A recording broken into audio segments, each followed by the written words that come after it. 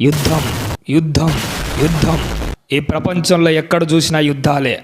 ఈ యుద్ధాలతో ఎంతోమంది ప్రాణాలు పోతున్నాయి. దేవుడికి ఎంత బాధ ఉంటుందో ఒక్కసారి ఆలోచించండి. దేవుడు యుద్ధం చేయమన్నది మనుషులతో కాదు, నీలో ఉన్న బలహీనతలతో, శరీర కార్యాలతో యుద్ధం చేయమన్నాడు. ఆ తర్వాత గెలవమన్నాడు. యుద్ధంలో గెలిచిన వాడు కాదు యుద్ధ విజేత. యుద్ధాన్ని పక్కన పెట్టి తన్ను తాను గెలిచిన వాడే నిజమైన యుద్ధ విజేత అని బైబిల్ చెబుతుంది. నిజమైన యుద్ధ విజేత ఎవరో ఒక్కసారి ఈ పాట వినండి.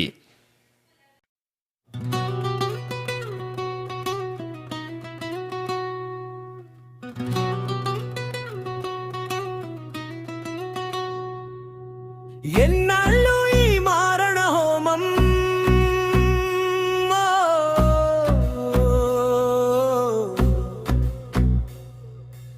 ఎంతవరకు ఈ దారుణధామం,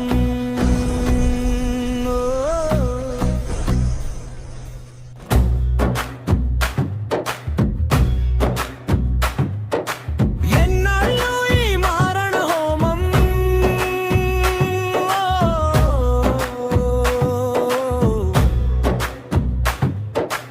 ఎంతవరకు ఈ దారుణధామం. మనిషికి తెలియద యుద్ధం చేయవద్దని, నిర్దాక్షిణ్యంగా చంపడం వద్దని. ఓ, మనిషికి తెలియద యుద్ధం చేయవద్దని, నిర్దాక్షిణ్యంగా చంపడం వద్దని. ఎప్పుడు ఆగుతుంది ఈ మారణకాండ?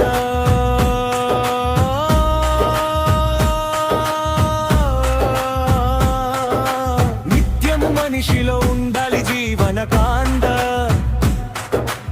ఎప్పుడు ఆగుతుంది ఈ మారణకాండ?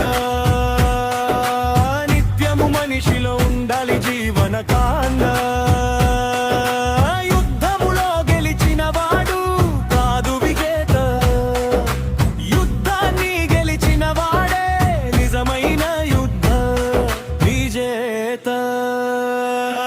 యుద్ధములో గెలిచిన వాడు కాదు విజేత, యుద్ధాన్ని గెలిచిన వాడే నిజమైన యుద్ధ విజేత. ఎన్నాళ్ళు ఈ మారణ హోమం, ఎంతవరకు ఈ దారుణధామం. యుద్ధం చేస్తూనే ఉండాలి. మన కుటుంబంలో దేవుడి కోసం బతుకున్నలతో మనం యుద్ధం చెయ్యాలి.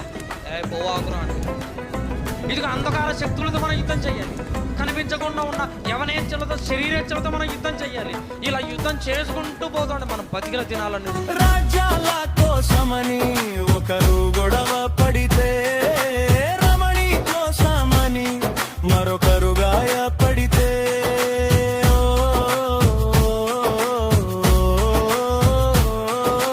రాజ్యాల కోసమని ఒకరు గొడవ పడితే, రమణి కోసమని మరొకరు గాయపడితే, కుంభలు తెగిపోతున్నా, మాంగళ్యాలు తెగిపడుతున్నా.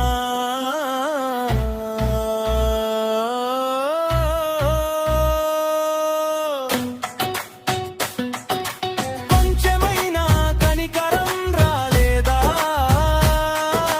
కాసింతైనా మనసు కరగలేదా? తలలు తెగిపోతున్నా, మాంగళ్యాలు తెగిపడుతున్నా.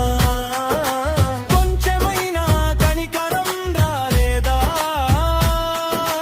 కాసింతైనా మనసు కరగలేదా? ఇప్పుడైనా తండ్రి నరమేధాలు, ఇకనైనా ఆలోచించండి మానవ మేధాలు. ఇప్పుడైనా తండ్రి నరమేధాలు, ఇకనైనా ఆలోచించండి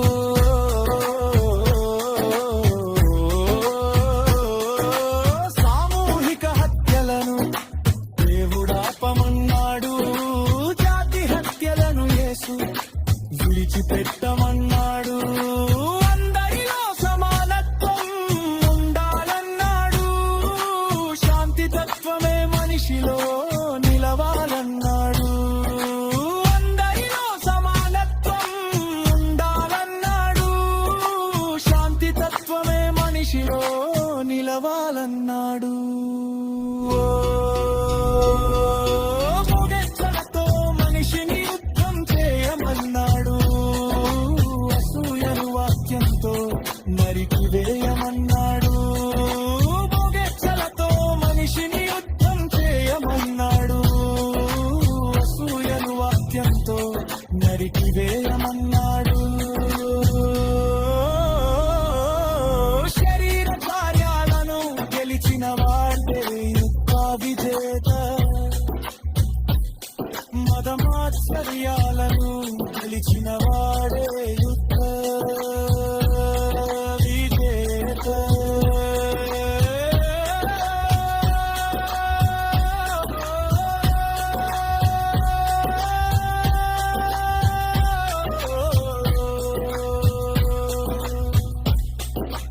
ఎన్నాళ్ళు ఈ మారణ హోమం, ఎంతవరకు ఈ దారుణ ధామం. ఓ